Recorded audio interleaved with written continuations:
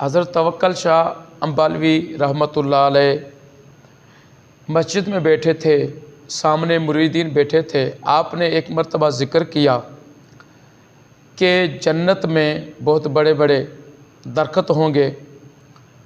तो जब जन्नती, फरमाइए जन्नती बैठे हैं, वो जन्नती जन्नत पर चढ़ेगा फिर उतरेगा।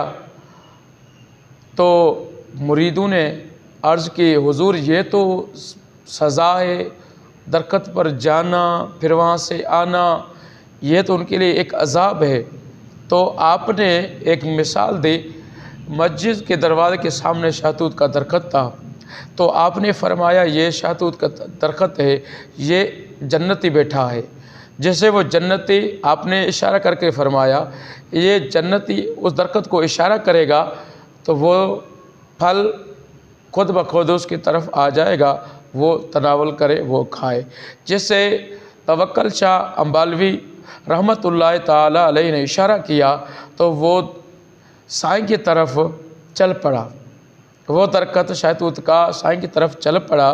तो आपने उसे इशारतन रोका कि मैंने मिसाल दे रहा हूँ, आप रुक जाएं।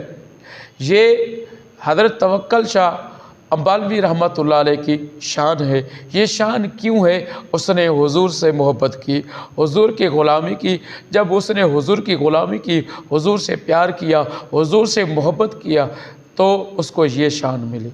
आप अगर हुजूर से मोहब्बत करोगे तो आप भी इंशाअल्लाह दुनिया आखिर में सुरखरू रहोगे। हुजूर से प्यार करो, हुजूर से मोहब्बत करो।